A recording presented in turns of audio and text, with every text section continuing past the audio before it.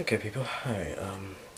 Today I have I took my back tire off my BMX that my friend gave me. The tire's right here. The reason why I'm doing it because, yeah. There's a hole in there. So, took off the back. I'm glad my Nana has tools because I actually really needed them to get the tire off. I actually used this too, which is really nice. Got these. Don't know what a ball is over here. I also use this, which don't know what it is, but still good. But yeah, everything's fine on here. Good. So now I'm gonna have to do this all by myself. My uncle's not home right now. So next, I'm gonna look up the prices on the tire for me to see how much it is, and then I can tell my uncle to order it if it's good enough or cheap enough.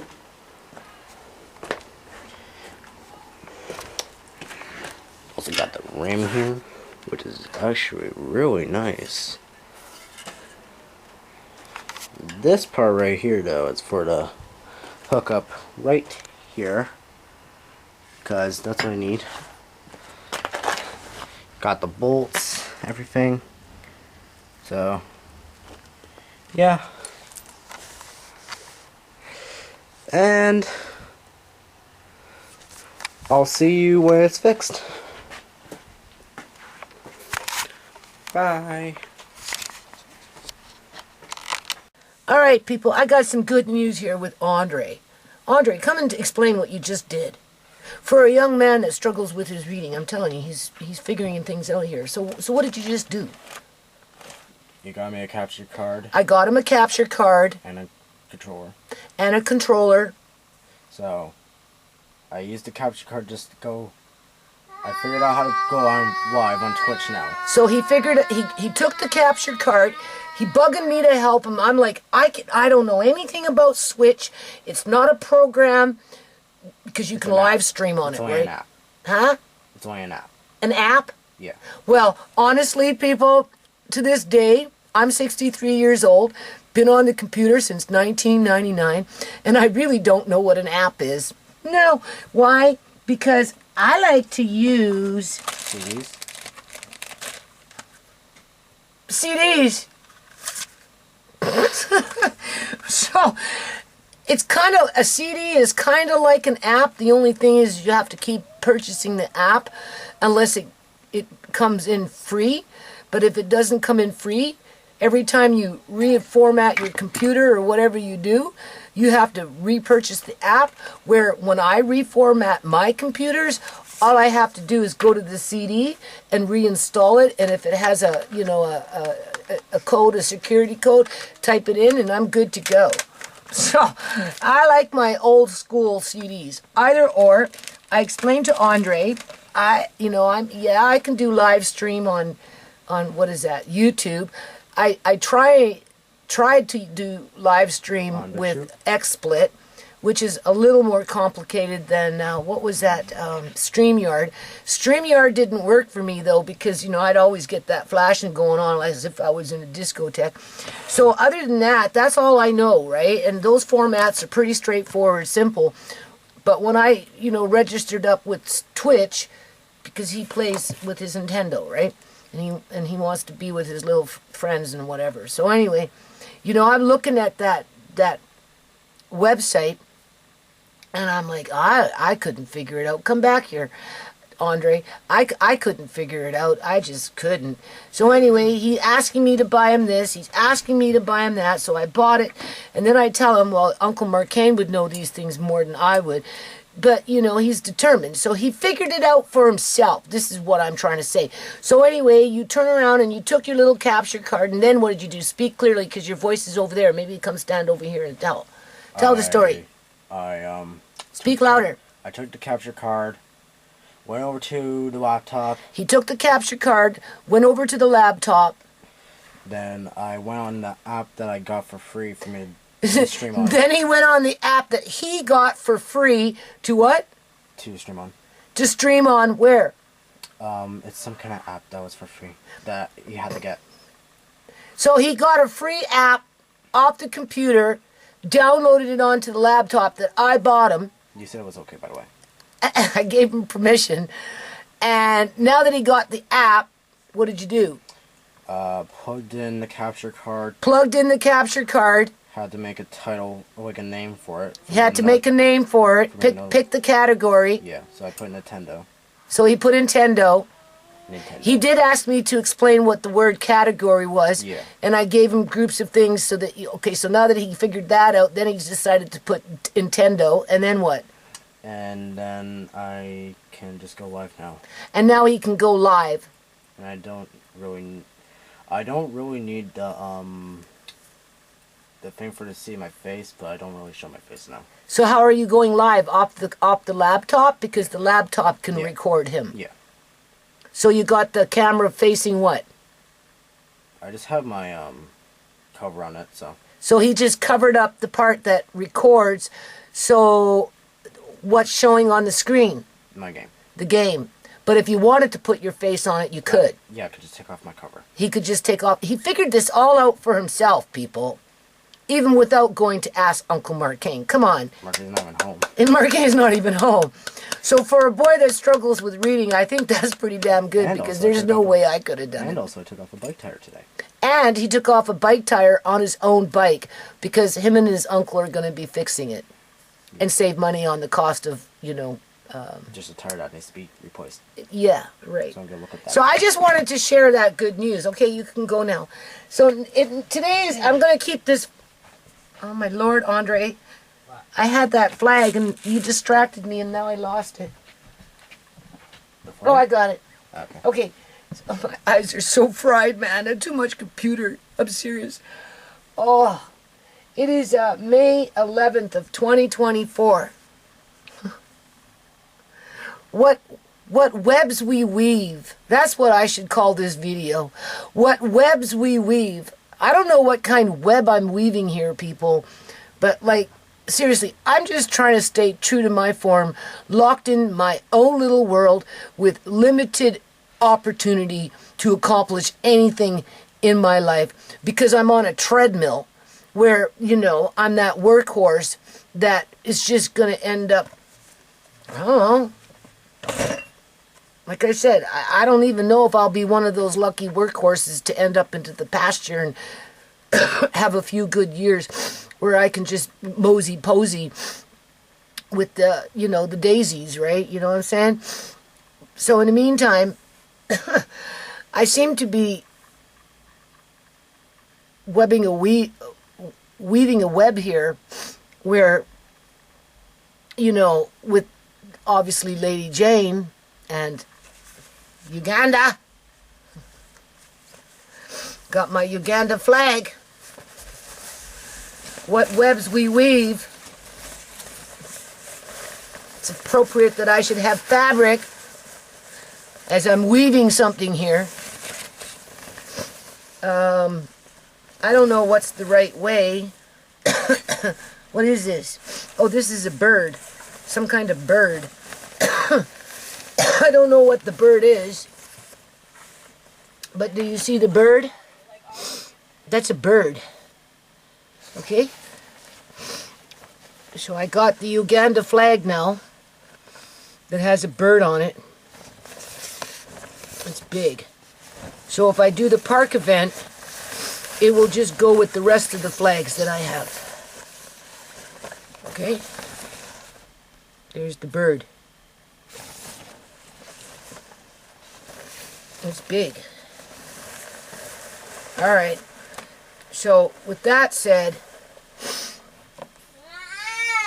you know, I'm kind of we're still, listen, I don't want to drag this out, okay?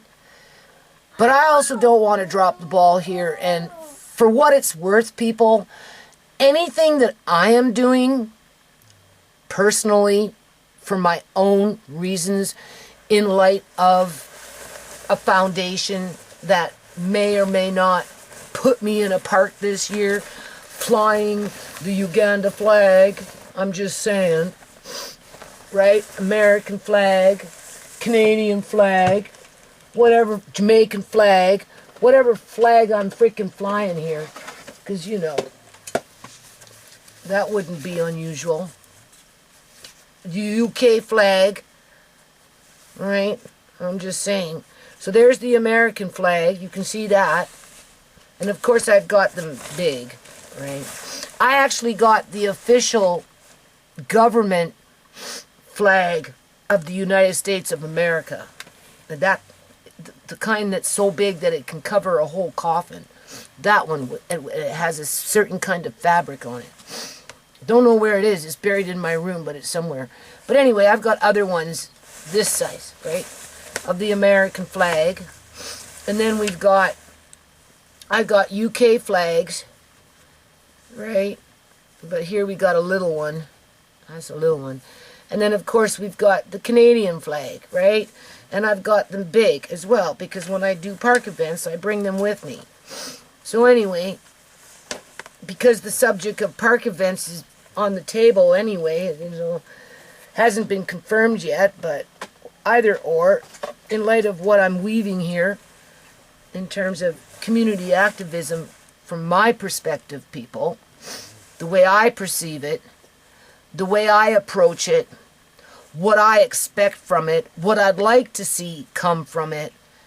I mean, obviously it's different than what other people see it and approach it as, right? All right. So, but I don't know. Like, I'm getting flack still. And I understand the concern around the idea. I'm trying to be very diplomatic about this and candid, I suppose, to some degree or another, where, you know, I mean, ultimately, life is risks. Every day you get up, you just never know, right? And, you know, like, I have 63 years of my own personal experiences on multiple different levels where it formed my character, right? And I don't know. I don't know how to say this without I don't know. I don't even know what I'm trying to do here. Other than, you know, I keep being approached that whatever I'm doing with Lady Jane in Uganda is being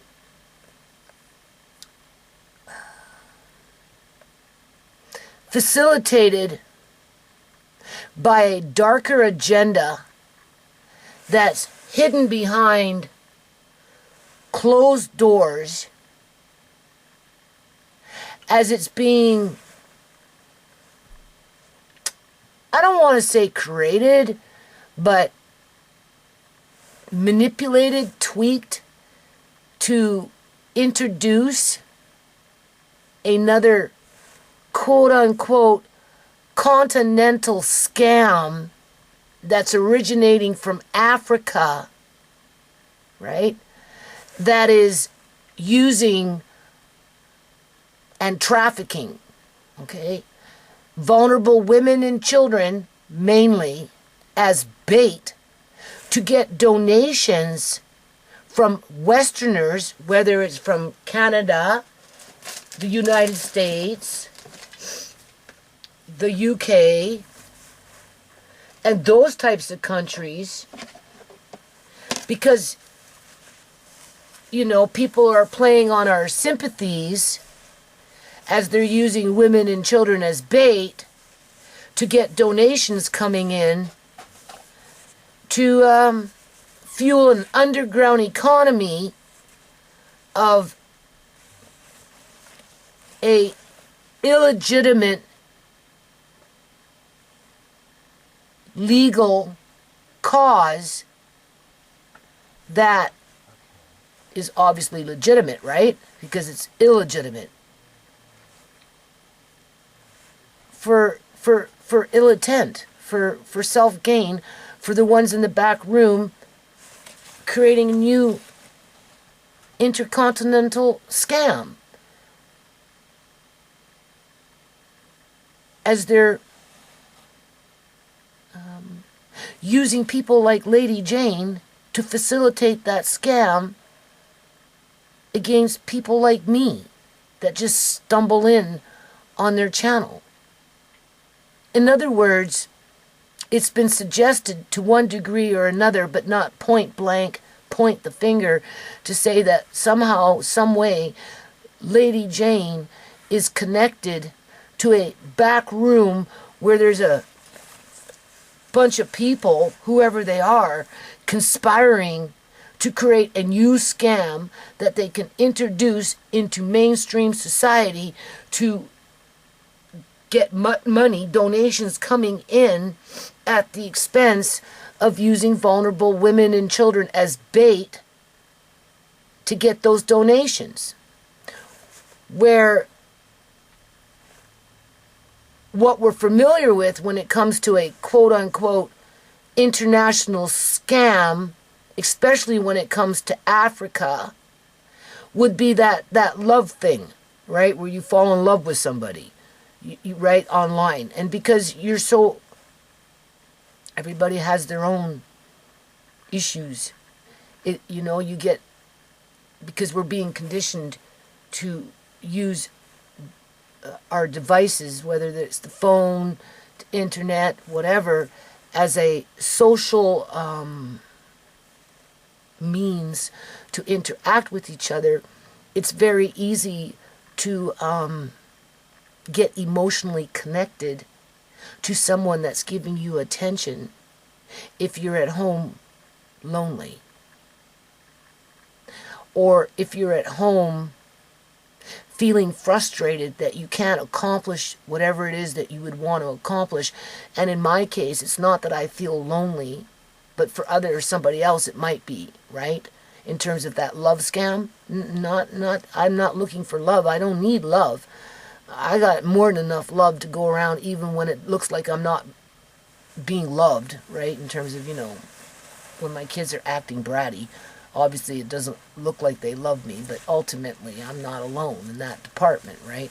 And if I wanted a man, it wouldn't be that hard to go out and get one. I've had plenty of years to do that, so that's not something, I'm interested in, right? I just can't deal with the needs of a man. I've got other things I want to deal with, right? So that's not what I'm looking for, but I can understand.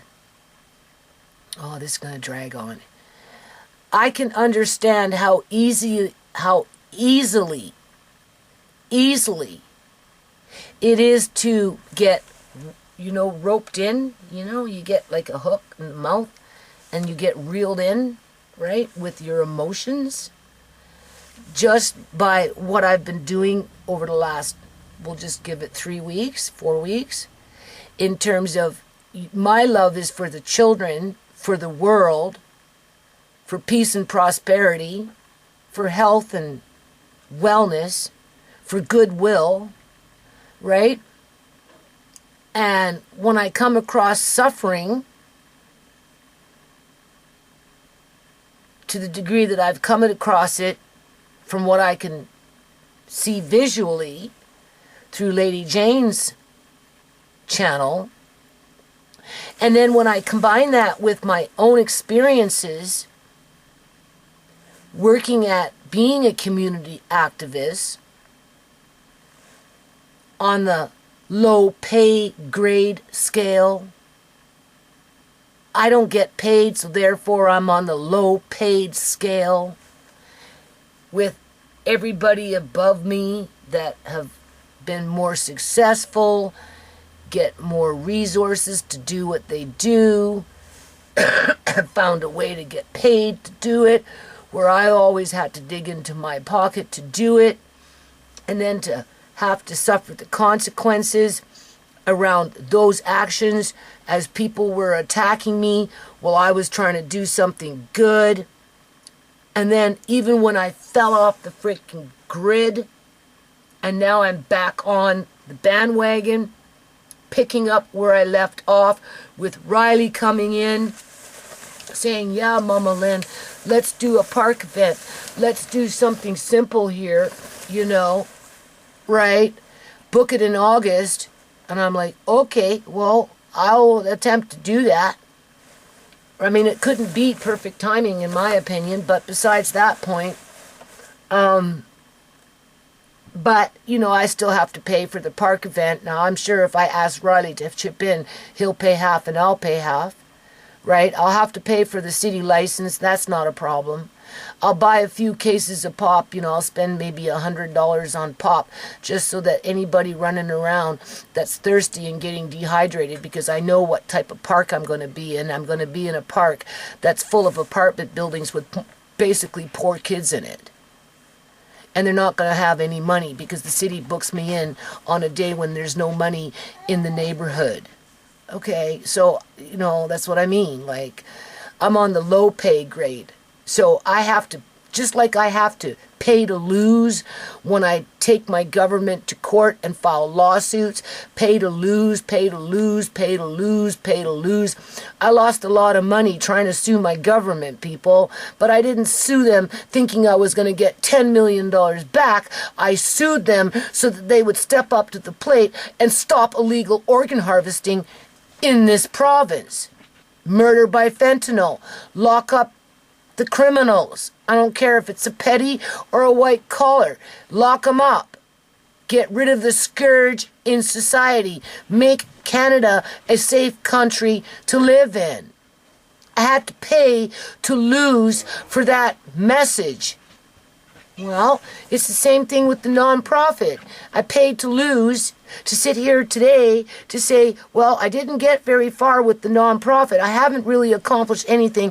Yes, the kids from back in the day at the courtyard or at the park or whoever, they remember me. I'm still Mama Lynn to them, you know, and at the end of the day, most of them made it. Some of them didn't. Some of them are gone. Some of them been shot. Some of them got murdered by fentanyl or whatever, right? Even my own daughters have been taken off the planet because of the corruption that's going on in my province, country, and you know, and the nonprofit in a monetary sense is one big flop, one big failure, and I paid basically to lose. So that makes me a very vulnerable person who still wants to help.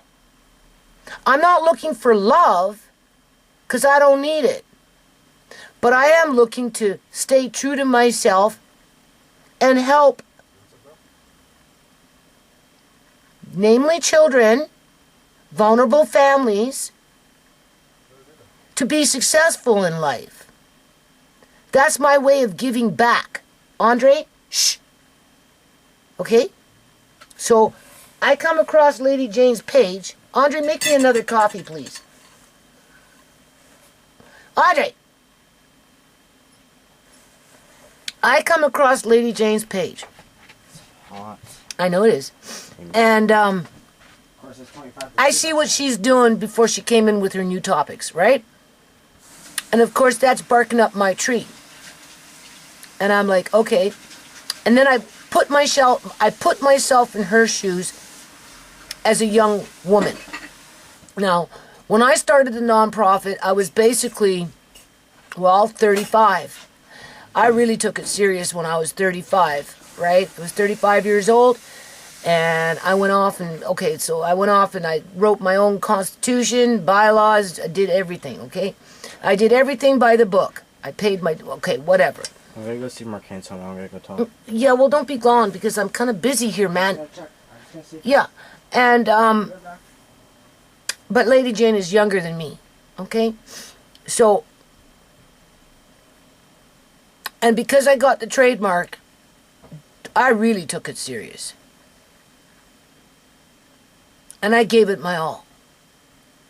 Because ultimately, I'm a good person. Nonprofit is a reflection of me. The nonprofit is the reflection of what I want to leave behind for the world, which not only should benefit my own family, but other people as well. Because, you know, us older generation, you know, in the United States, they used to sing the national anthem. I don't remember what it was in Canada. I suppose we have our own national anthem. But, you know, we were taught basically as young kids, like I'm 63, right? So when we were younger, you know, like coming up in the ranks, first thing we were taught was that we had opportunity and that we had a future and that we were a civil society or are a civil society and that we basically treated people fairly and everybody had a, you know, fair chance. But of course, as you grow and things change, you realize, you know, reality sets in and that isn't necessarily true, right? So when you come to those kind of realizations, one of two things are going to happen. You're either going to bend and break and fall victim to it and fall apart and just, I don't know. Or you're going to somehow keep yourself whole and somewhat grounded and remain true to your character so that no matter what hit you take as you're getting it, however you get it, I've taken a lot of hits, people with the loss of family members, yada yada. Government of British Columbia, Canada, has bankrupted me too many times to count. The only thing is, quote unquote, legally, I can't go bankrupt because I'm on quote unquote welfare. Go figure. You're on welfare, but you can't go bankrupt. But for everything that my government with their employees have done to my family, I've been bankrupt too many times to count. But that doesn't scare me because ultimately, I don't know, people, it just, I'm flying. You're not high in the head, high with the wind, catching the wind with my wings, going through the valleys. You know, I know my time is coming to an end, and when I leave, I'd like to be one of those people that leaving something good behind. So I came across Lady Jane's channel, and I'm like, okay, well, it ain't happening here in Canada. No. I've got too much negative forces against me. We already know that. I could do my next 2 years of videos going on talking about the negative forces against me in Canada. Get nowhere with nothing. You know that. I haven't gotten anywhere, right? Just get more in a rut. Or I can say to heck with it, you know? Try something new. Do something new. And it's not like I'm basing what I'm doing on ignorance, because I have worked with African families directly for years at a time, in multiples. In other words, 60 kids at one time in a courtyard over a period of a 10 to 12 hour day, 3 to 4 times a week, week after week, okay? Because I took what I did seriously.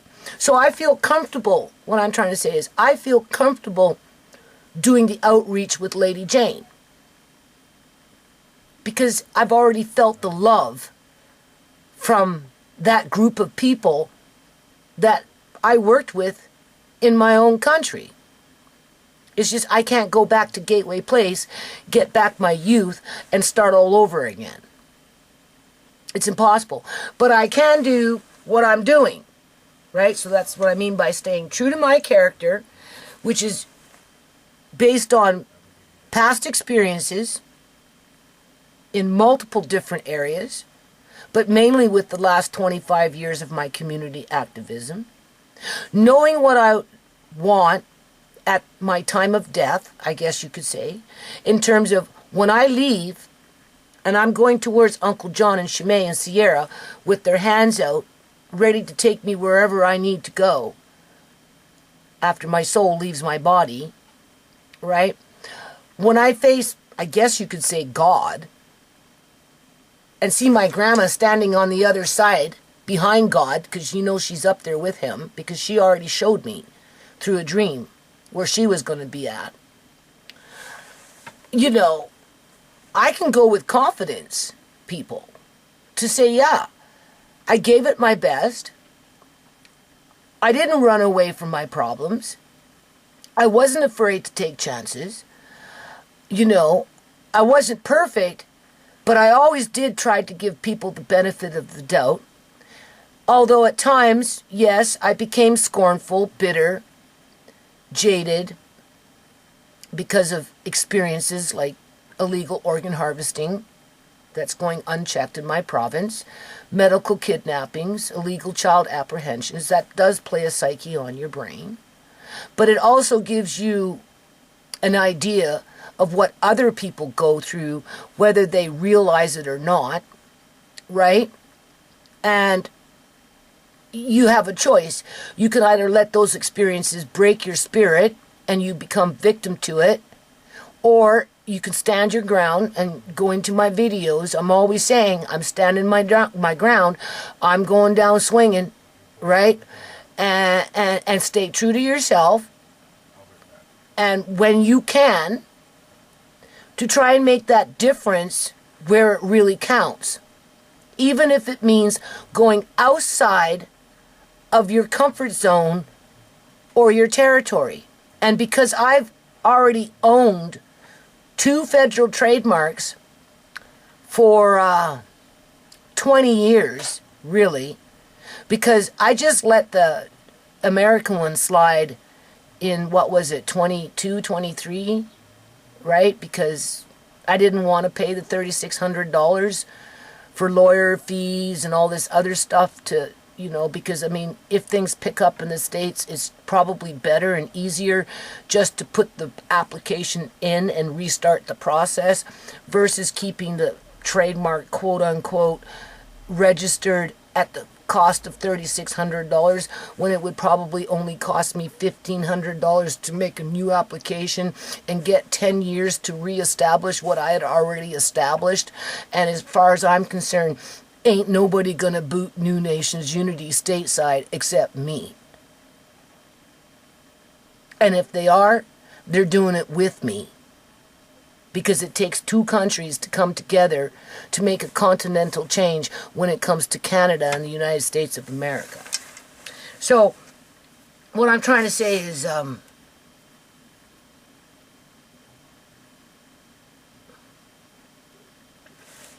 mean, I've been a risk taker my whole life, people. Even when I was young. Right? But it's almost like I'm being razzed. You know, it's like that whispering and the needling in my ear as if I'm doing something wrong by the suggestion that somebody else, like Lady Jane, is doing something wrong because there's somebody that is manipulating Lady Jane to be the spokesperson for a new scam that traffics women and children as bait to capture the hearts of people like me because we fall in love with the children instead of a man or a woman. And because we are good people, you know, we want to help the children. And if an opportunity comes and we feel like we're making a difference, then yeah, for sure, because it draws on your heartstrings. Right? You know what I'm saying? Like I'm feeling, how can I say this?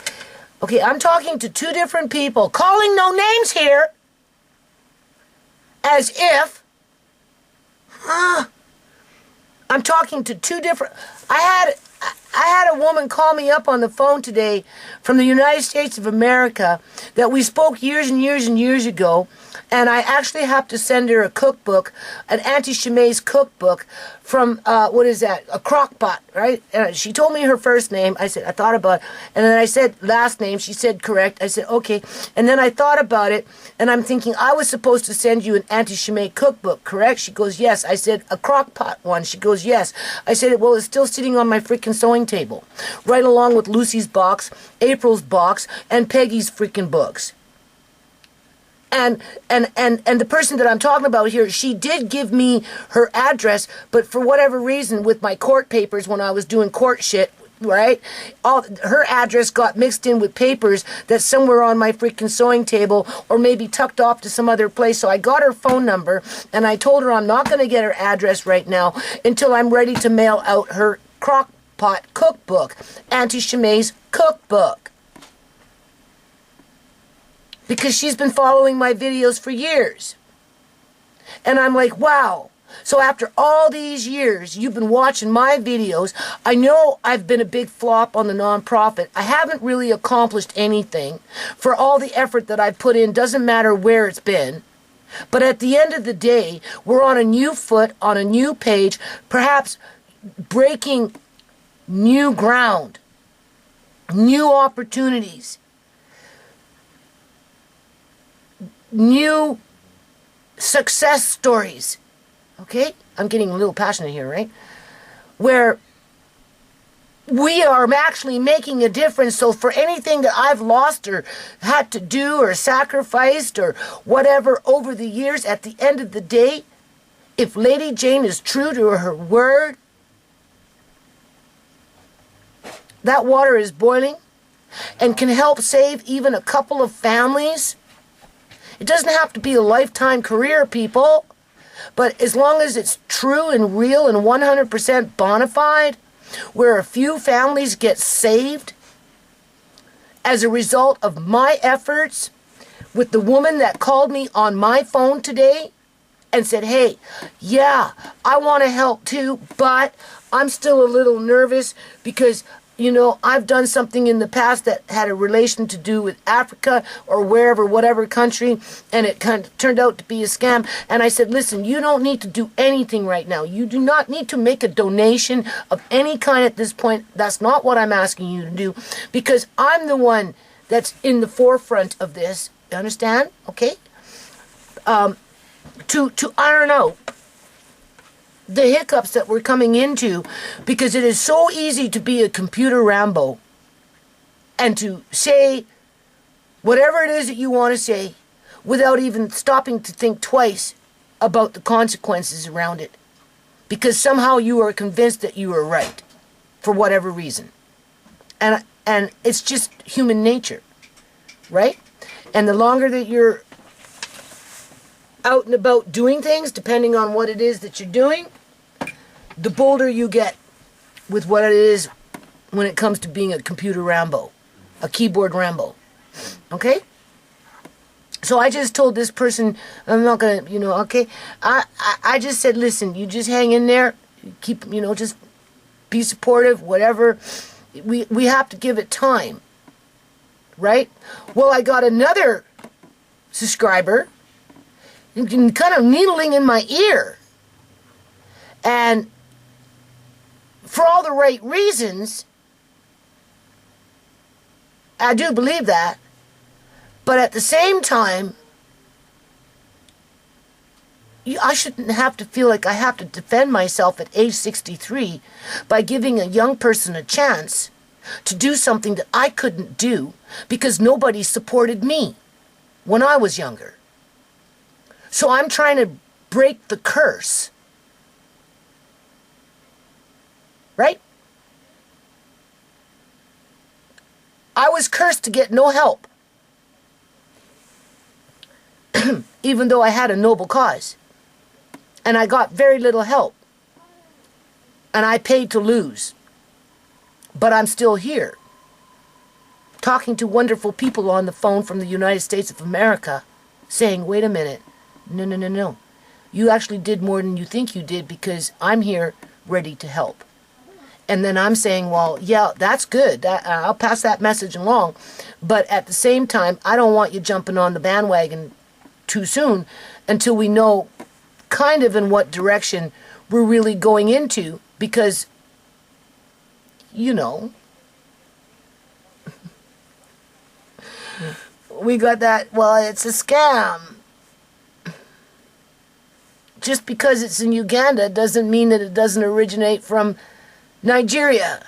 And I'm like, okay, so what? Lady Jane has a pimp in the back room conniving how to bring in a new intercontinental scam that basically uses vulnerable women and children in a human trafficking kind of sense as bait to get suckers like me that are lonely for attention because we're at home stuck in our routines where we feel helpless and want to help other people who we think would appreciate it, right?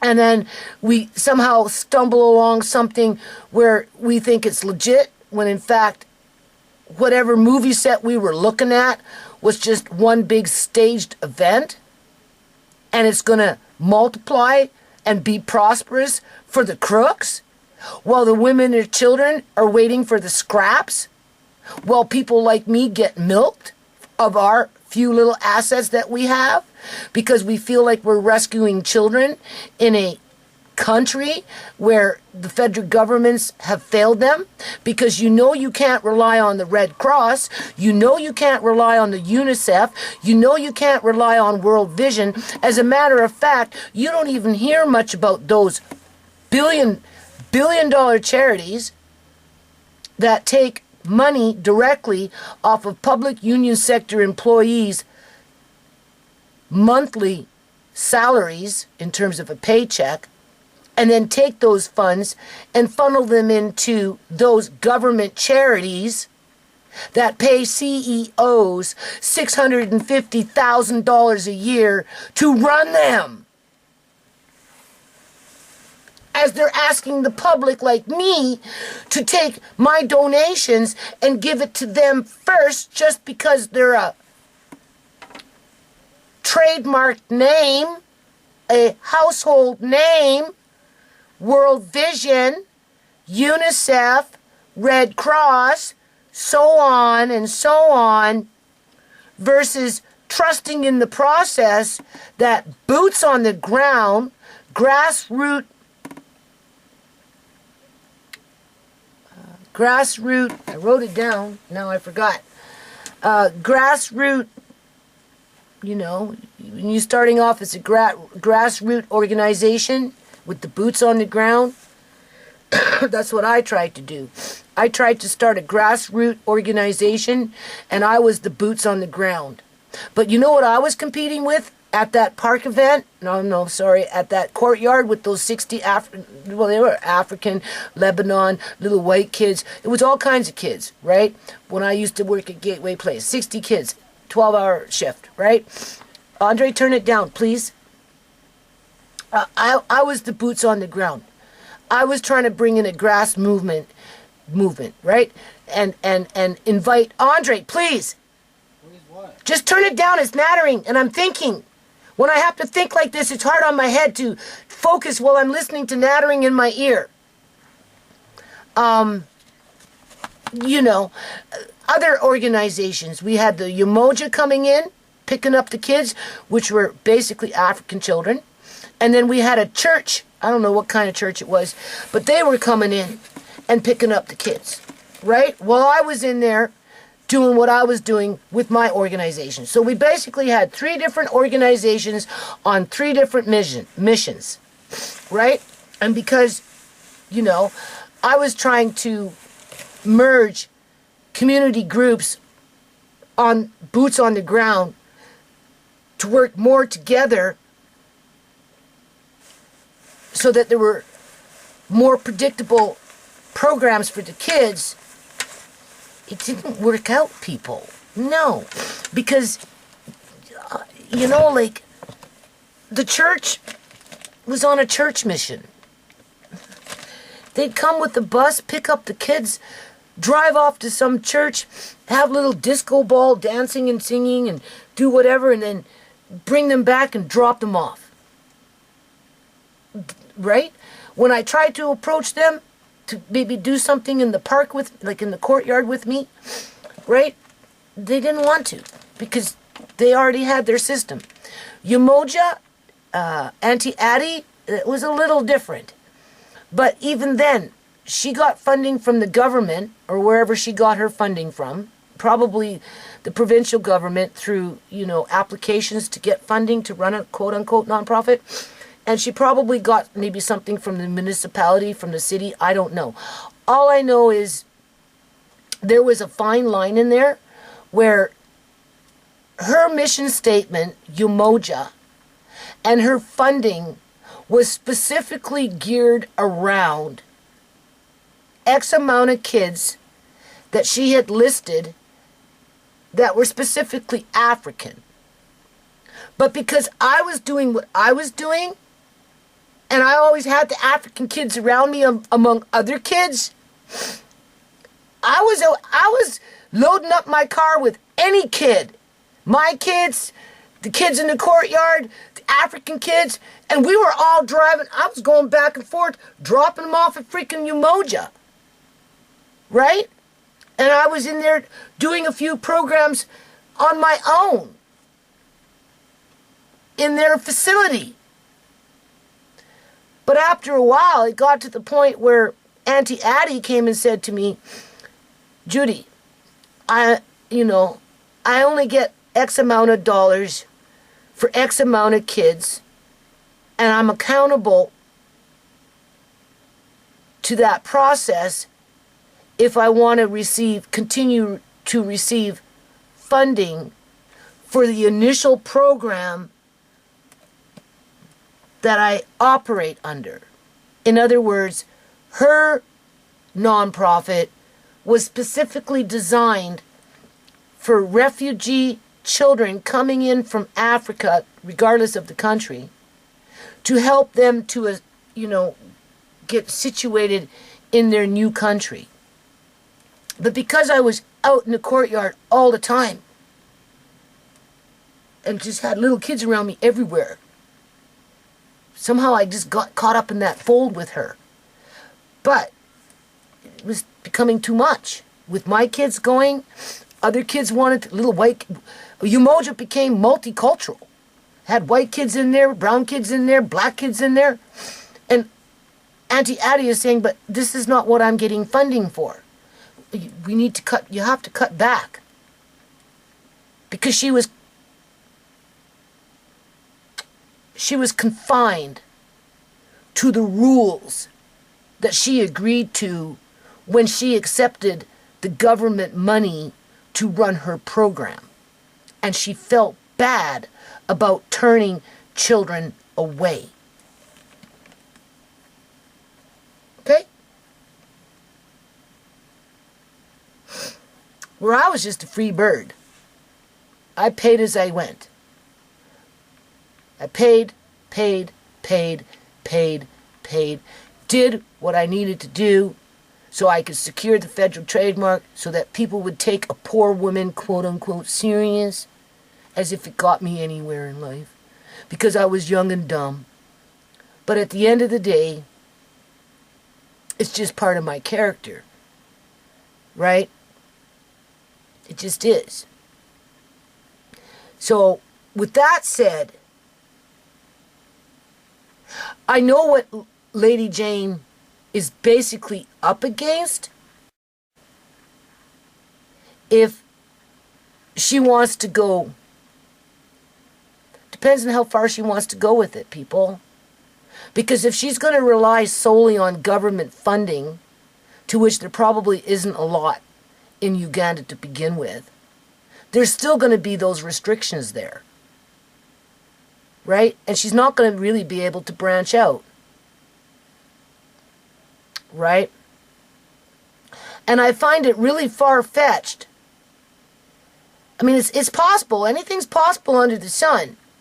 But to be using women and children as bait to get donations off the internet from random Westerners who are lonely to fill in the gap within their own life and somehow can get emotionally attached to some sort of process by making donations online to make them feel like they're accomplishing something in terms of helping, children and a mother and a father or whatever, and then to keep donating over and over and over and over and over again, so that the minimal amount of those donations can trickle over to that family that's being exploited, because really it's human trafficking at this point if it really does become a scam. Well, the rest of that money is being sent to the back room where the pimps and the organizers are to scam even more people in more countries within the continent of Africa to get more money for themselves, as they only give a little bit of money for that movie set that we're watching in terms of where did the money go, here's the proof, oh, okay. Right? It's I guess it's not a movie set, it must be real.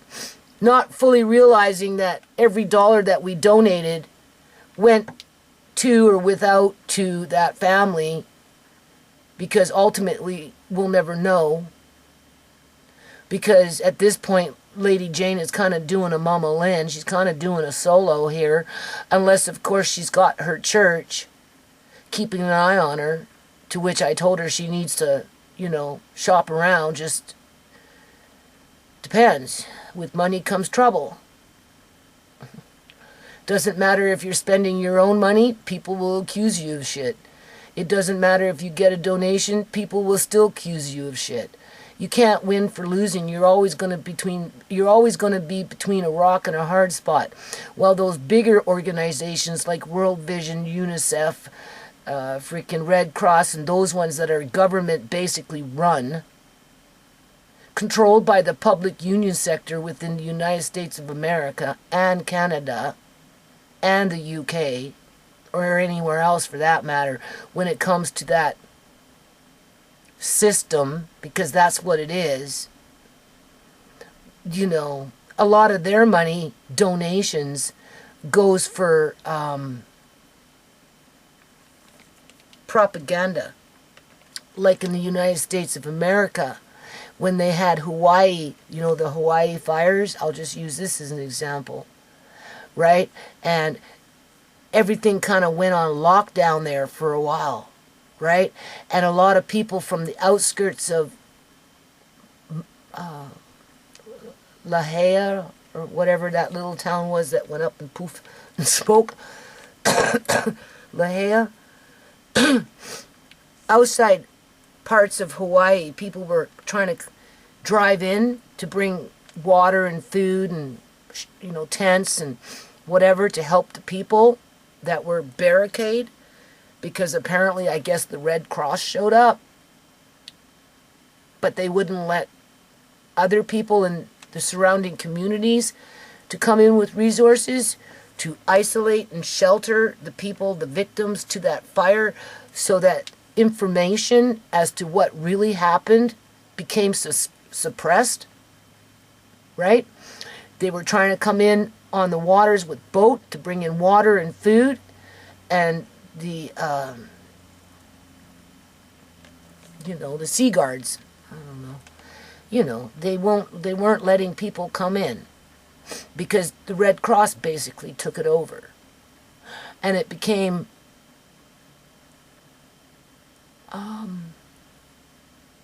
a controlled,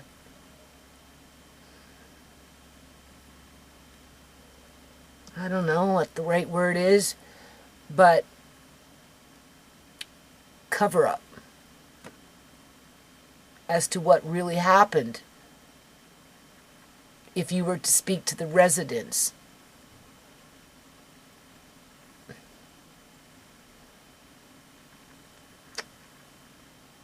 What about Katrina in New Orleans when that happened? What happened there? They put everybody in the Coliseum, in the dome, and then basically left them there for a while so that everything could go ranky, and gave them Pop-Tarts.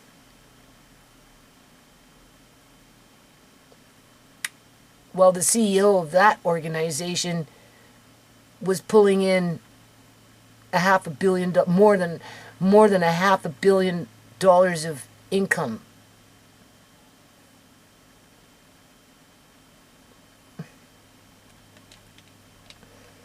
So that's one big boulder to be thrown around town, don't you think?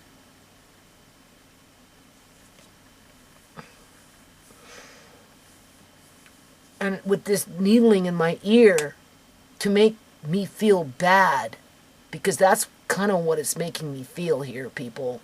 Because first of all, if I was trying to mislead somebody, the woman who called me on the phone today from the United States of America, I wouldn't have told her, just hold back, just wait, let everything unfold itself out. I'm dealing with it. I gave Lady Jane X amount of dollars last night.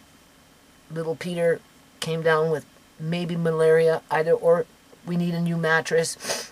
He needs some blankets. He needs a little toy truck. He needs a teddy bear. He needs some fresh fruit. He needs some chicken so the mother can make some chicken broth, right? You know, buy a little bit of milk and just kind of spread it out. And then we'll just see how you do your follow-up videos. You know what I'm saying? And just give it time. And if there's somebody in the back freaking room pimping Lady Jane to do that shit just so they can create a global scam, to rope in, hook in suckers like me that are lonely and desperate to do something good in our communities, whether it's in our community in the immediate or whether it's in a different country, just so they can, get rich? Well, I don't know, people. Like, fuck. You know, like, seriously, man. I gave to the Red Cross back in the day. I gave to the schools when I was securing the federal trademark name. I was required to do certain things, and I did buy books. I donated to the Red Cross. It was only $50. It was in principle for this. So it covered those trust accounts that I kind of created. And then I went off and I bought a whole bunch of freaking baseball bats and balls and mitts and all that shit. And then I took that shit. I took it to my local school. I gave it to the principal. I said, here's a donation from the foundation. It's enough to have the kids to go out and play a little bit of softball, baseball, whatever. And you know what? This is what I got for it, people. This is what I got for it, people. This is what I got for it, people. You know why I got it like that? Because I was in competition with the public union sector that actually controls that industry without even me freaking realizing that I was barking up a bad tree, a tree that shouldn't even be there under that manufactured poverty.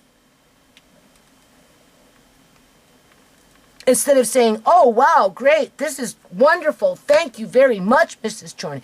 Oh, yeah, the kids will love this because it's the public union sector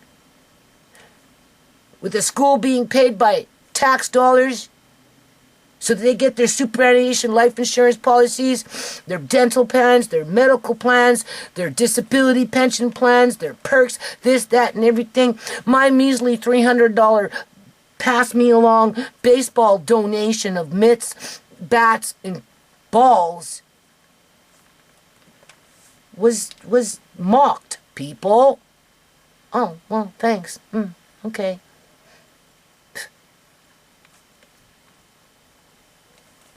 You have to go through that to fully understand what I'm saying when it comes to people being ungrateful. If I was to say, Lady Jane, go, here's $300, go buy enough mitts, bats, balls to create whatever baseball team you can make with that amount of money, she'd probably make 2 baseball teams. Everybody gets a mitt. And everybody would be happy and grateful. And they wouldn't be playing baseball to beat each other up and to compete as to who's better. They would play baseball just for the fun of it.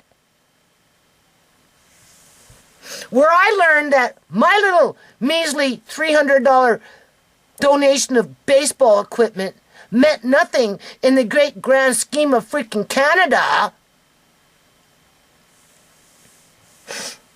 If it would have been $30,000 in school equipment, then maybe I would have gotten more respect. But for a measly $300, it meant nothing.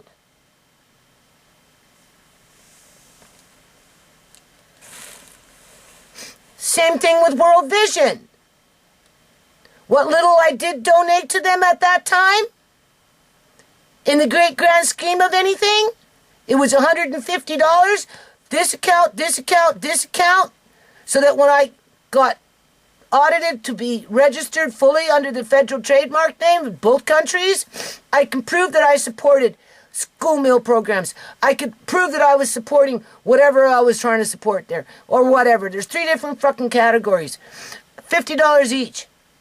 But in the great grand scheme of things, where did that $150 go to? Did it go to the community? No. It went to the CEO. The one that makes $650,000 a year just so they can put his John Henry on an international nonprofit that doesn't probably get anywhere near where Lady Jane lives. Well, you got the hustlers in the back room trying to figure out how they can pimp her so she can pimp the women and children in her neighborhood. Okay.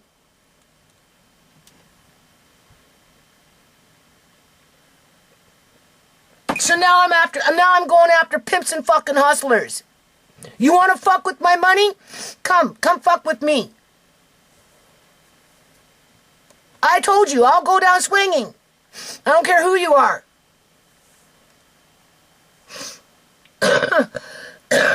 Right? As if I don't got enough to worry about. Now I'm wondering if Lady Jane she's either a madam, she pimping somebody, or she's being pimped. And then they're pimping the women and children. They're pimping little Peter and his mom and his sister. Yeah, okay. Because they're trying to build in a new international scam. As if we don't got bigger organizations already running scams. Okay. Okay.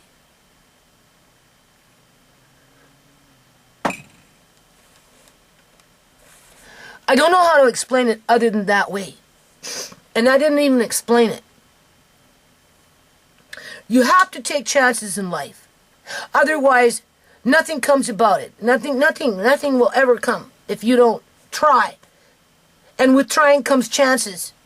And yeah, some people are bound, like me, to be constantly, forever illiterate, financially illiterate. But when I get to the pearly gates,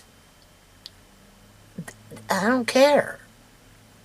That was never my mission, was to be financially literate. In other words, have 50 pounds of gold on a chain attached to my freaking ankle as I'm dragging my foot to the pearly gates saying, God, let me in. I got 50 pounds of gold in that bag that's attached to my chain. I'm pretty sure you can take my bribe and let me into heaven. That's not my style, people.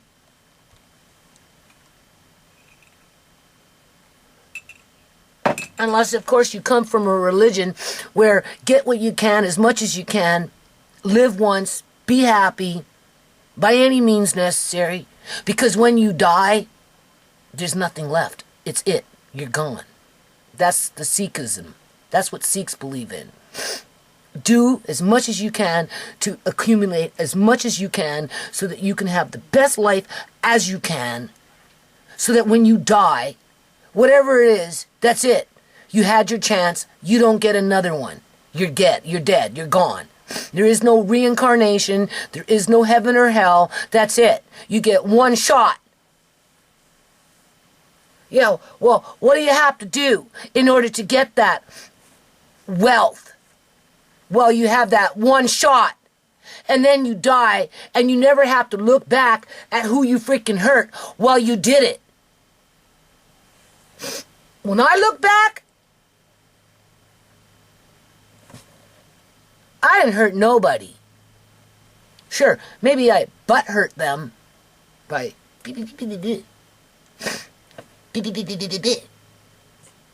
but there's rhyme to my reason. I stand my ground. I'm not afraid to stand up against corruption. I learned the world is a very bad place. I'm a dying breed. Literally. Our children are being corrupted through social engineering, social media, corrupt governments, and everything else that comes with it, not including environmental poisons that affect the function of the body in whatever capacity and how they come into contact with those environmental toxins, whether it's through water, air, or whatever, food. And that our children, our grandchildren, and the children coming up behind those children have a very perilous future, to which obviously I can't prevent from occurring, right? Other than take the few chances I have left in life to make a few small differences in somebody's life that are completely innocent to the whole process and are locked into that manufactured poverty. Well, you know, they're basically being exploited by the shakers and movers in the community who can't get to everybody at the same time. So obviously some are going to fall off the cliff. In other words, we can't expect World Vision to go to Lady Jane's freaking town and rescue everybody in one swoop, because if that was the case, her videos wouldn't be portraying what she's showing us, unless, of course, she's really running game and it's nothing more than a movie set, and she really does have a pimp, right? And she's scared to stand up against her pimp and tell the pimp that I ain't going to do that because I'm not going to traffic vulnerable women and children, unless, of course, Lady Jane herself is the pimp, to which I don't think she's got the qualifications for that. I really don't. So, this needling in my ear, trying to make me self-doubt myself, question my kindness as weakness, you know, make me feel bad for attempting to do something that's not considered normal, or whatever. And it's not like I'm asking other people to jump on the bandwagon anytime soon, because I specifically told somebody on the phone, just relax. I understand how easy it is to get roped up into it emotionally when you get involved with it, because I'm experiencing feelings that I never felt before because of, you know, we're dealing with children, people that shouldn't be in these situations. And that's where these larger charities that bring in billions of dollars are failing them. So before you cast stones at Lady Jane, why don't you go and cast stones at these larger charities that clearly are nowhere to be found? And if they are to be found, at what cost? With what kinds of rules? That's why I told you the story about what was going on at Gateway Place. For as much as Auntie Addie wanted me to continue doing what I was doing with my nonprofit, with my little band of white kids and half-black white kids and brown kids that came from Lebanon and, right, or whatever, mixing in with all the little African kids at Umoja, she couldn't, because it was drawing heat. She wasn't getting the funding for it. Even if she put the application in for an extra 20 kids, they wouldn't have gave it to her because they didn't fit the criteria of being a refugee from Africa, for crying out loud. I worked with Umoja for a couple of years, man. Every Saturday I'd get up in the morning and I'd be driving back and forth with old Betsy with a car full of freaking kids. Everybody wanted to be in my car with Mama Lynn. Hell, they used to knock at I was on the second floor. They'd come to the back. They'd be calling at 7 o'clock, 7:30 in the morning, people, saying, Mama Lynn, we're here, we're ready to go. And John saying, shh, Mama Lynn's sleeping, it's too early, go back. They wouldn't leave. They would wait until I got up. And as soon as they seen me, that would be it. It got to the point where they were coming in my house, playing musical instruments with my kids as I was sleeping, to get up and then load up the car, time after time. In other words, I'd do one batch, come back, pick up another batch, and be going back and forth between Umoja. And then we'd be doing whatever we were doing at Umoja as Auntie Addie was coming in with her van picking up, right? Because the numbers just grew and grew and grew and grew. But she wasn't getting the funding for it. And not only was she not getting the funding for it, but she started getting heat for it because she was dealing with kids that she wasn't allowed to. Because she was confined within the rules of, what, the government? Well, we only give you this amount of money for this amount of kids that come specifically from fucking Africa. Not from children from Lebanon. Not from children that are Canadian-born but are as poor as just as everybody else in the neighborhood. Not from little half and black white kids. Not from little Indian kids like Native American kids, right? Like First Nation kids. No. They had to be a specific kind of kid. And even then, she turned a blind eye on it and ignored what the government was saying and bugging her. And said, no, just bring the kids, bring the kids. So, yeah, John be like, shh, Mama Lynn's sleeping. And I'm like, what the hell, John? What's going on? Oh, well, the kids are knocking at the door at 7:30 in the morning. And I'm like, well, fuck, just let them in. So I'd get up in the morning, and I'd have like 10 kids in my apartment with Tisha and Shimei and Uncle John. Uncle John being the overseer, with Marcane doing whatever Marcane was doing. Serious. And then I'd start loading up the car. Auntie Addie would show up, load up the van, I'd load up the car, and then I'd come back, grab another batch, kids, go back, and then I'd spend the freaking day, or half a day, or whatever it was, at Umoja. As the government's like, well, that's not what we give you funding for. They're not the right colored kids. And I'm like, holy shit. Yeah. Yeah. Fuck, man. Now you're making me mad. Just even thinking of needling in my ear. Making me fucking question what I'm doing. As if I don't fucking know already. Like, seriously, man. Because at the end of the day, and I'm going to leave it on this because you don't even know what I went through when I lived at Gateway Place, fighting the good fight for the kids. Fighting the good, it didn't matter what the color of the child was. Listening to the political rhetoric.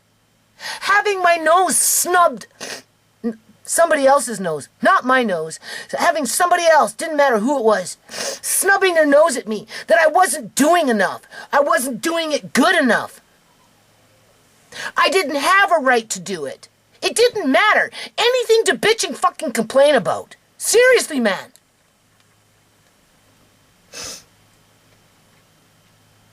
And I pushed past it.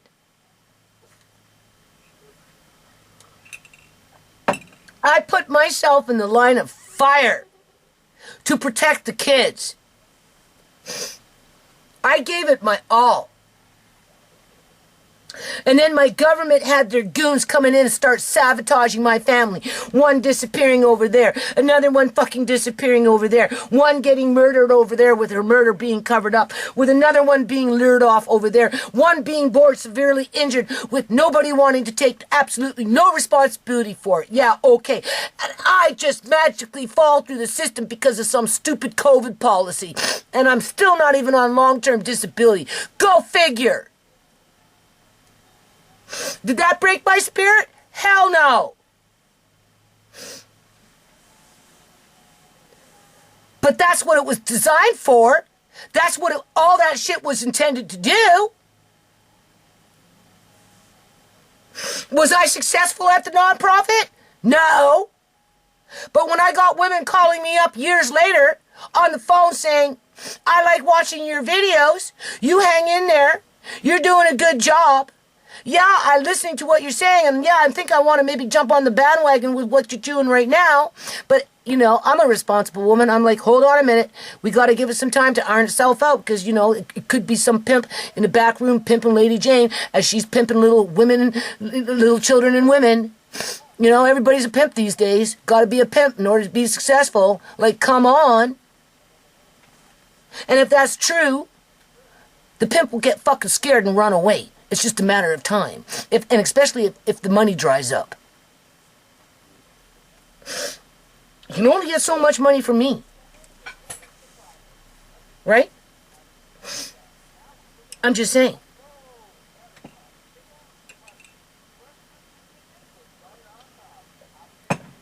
So, I'm not getting derailed here.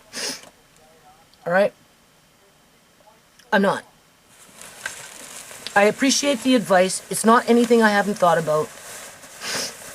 Right? It's not. You have to take chances in life, because if you don't, well, I don't know. I'm not going to cast judgment. What works for some doesn't work for others. So, if you've got nothing good to say about that, just don't say anything. Right? I know what works for me. Right? I know who I am. I'm not worried about it at this point. Whatever I'm going through when it comes to criticism or whatever, or casting judgment, casting stones, being called a fool, being called crazy, I don't care what it is. I've already been there, done that too many times to freaking count. You don't even know. And I've received it from the poorest of the poor that don't got a fucking pot to piss in, but think they're everybody and anybody because they could be a computer Rambo. And I'm talking not just people on the computer, but actually in the courtyard when I lived at Gateway Place, hanging over the freaking balcony with their tits hanging over saying, you, yeah. And then running off to the main office complaining because I planted a little garden in the freaking courtyard with the kids with sunflower plants. You know, big sunflower plants, those kind with seeds in them. And I took a whole little thing in there, and we had little sunflower plants, everything. I was doing all kinds of crazy crap with the kids. When I wasn't loading up the car with a whole bunch of crazy kids, myself, going to Umoja. And then being told I can't bring them no more because the government didn't want to pay for it. And that if Auntie Addie kept doing what she was doing with me, they would shut her down. Yeah, okay. Well, everybody's still showing up at a freaking doorstep at 7:30 in the morning, throwing pebbles at my balcony, saying, Mama Lynn, are you coming out? And Uncle John's going, shh, quiet, Mama Lynn's sleeping.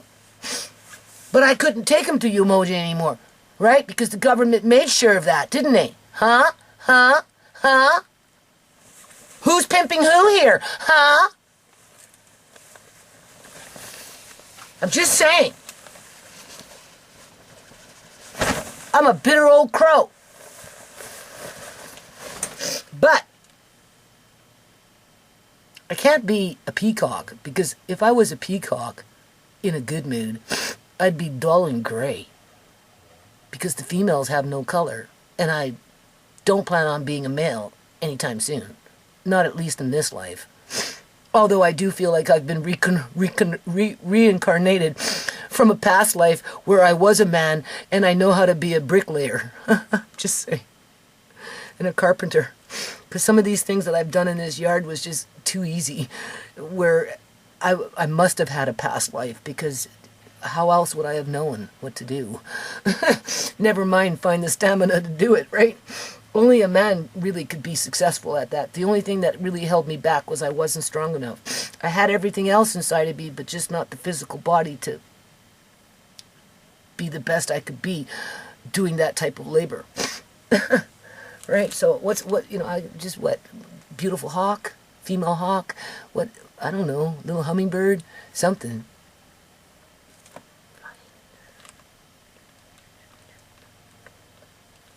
It's great when the wind catches you, and then you just...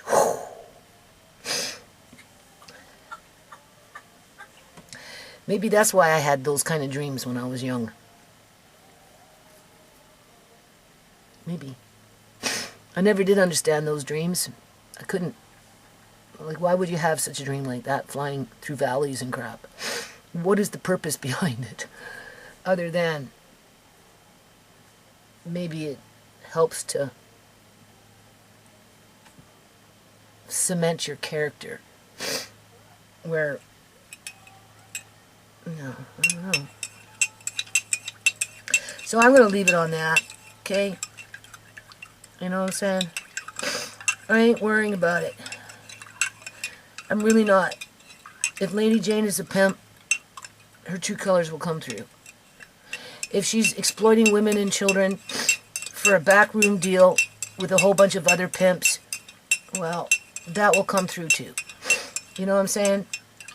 I don't think an intercontinental scam like that, specifically targeting women and children as bait for donations from Westerners, because our hearts fell in love with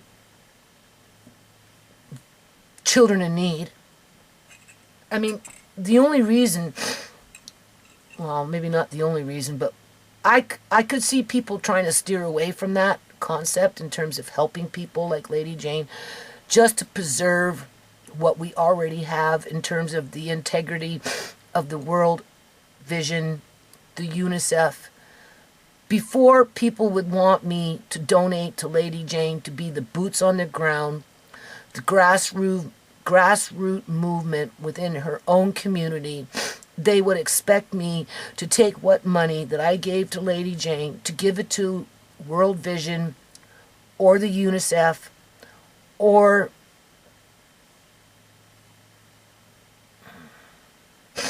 the Red Cross, and hope that they'll show up in that village and do what Lady Jane has done for the people that she basically is exploiting at this point based on rumors. Because I have yet to see any proof yet.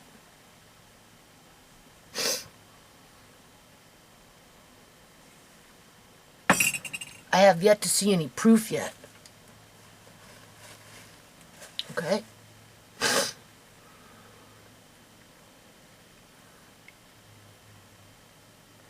You know the Red Cross or whatever, they're not going to show up in Lady Jane's village and pick up the freaking slack here. And if they do, they're going to come in with a whole bunch of fucking rules. Sorry, boo-boo rules. Where, you know, instead of dealing with the problem, it ends up creating a new problem where a whole lot of people have to be turned away. Right? So I ain't going around in circles on this subject. Okay, I don't got that many years left to live. I really don't. I'm tired, people. So, when my spidey senses tell me enough is enough, it ain't coming, it's, you know, I'm wasting my time. Clearly I'm being scammed. You know me, I don't come and tell you that. But I don't feel that yet. You know, I'm a little suspicious only because it's a new process, right? But you have to remember, I got boots on the ground. Not once, not twice, not 3 times, not 4 times, but time after time after time after time. So with that said, you know, it kind of sets you in your ways. Yeah. And when the clock is ticking,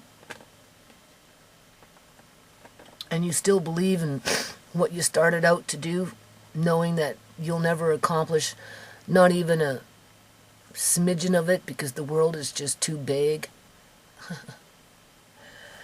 well, then you learn to accept just being, I guess, happy, comfortable, satisfied with what little you can do before you show up at the pearly gates. Yeah, because that's pretty much what it comes down to for me. And the only reason I'm going up there is because Uncle John is up there. Well, also I'm a good person, but, you know, my grandmother's up there, that I know for a fact. And Shimei is up there. She never did anything wrong. She didn't deserve what happened to her. Uncle John was an honorable man, believed in everything that I believed, and that, in part, he brought out the best in me in terms of to be able to believe in myself, not be a quitter, right? Fight hard for what you believe in, right? And then, of course, Sierra, because she was innocent. For all her raunchiness that encompassed with the drug addiction, at the end of the day, she had the innocence in mind of a child. And who gets into heaven? Children.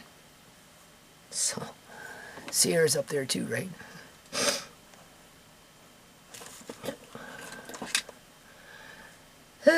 So I'm going to do this now.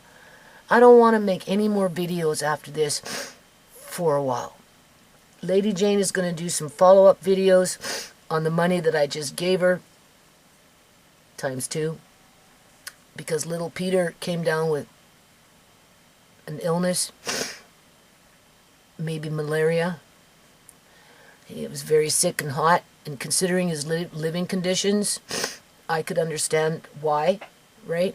As a matter of fact, when I did my last video and I zoomed in on that little girl's eye, I also took a look at Peter's eyes, and they were folding up in here. He had creases, which kind of like, I was like really wondering if that was normal, or if maybe he was dehydrated, or if something was going on with him. And it turned out that, yeah, he came down with high fever, vomiting, everything.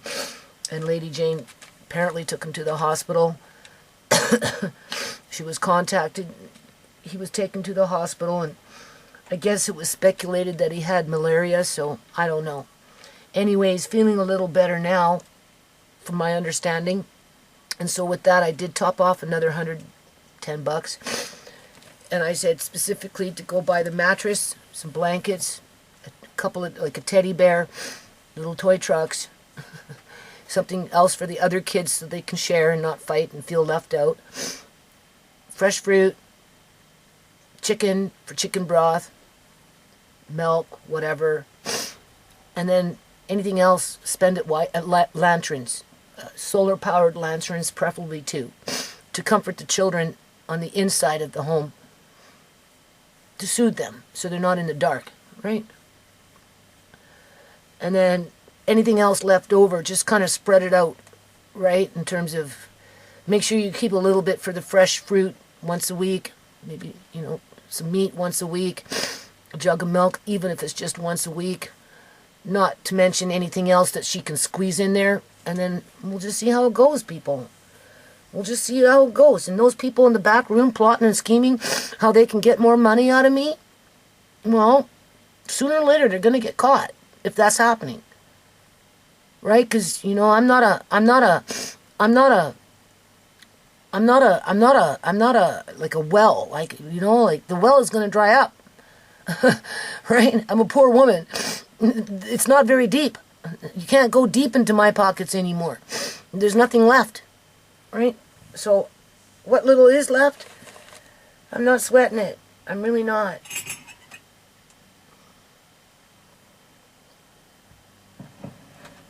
Because I've been in boots on the ground.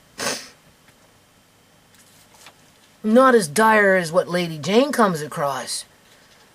But I've been boots on the ground, and I know exactly what she's up against. So I'm going to just leave it on that, okay? All right.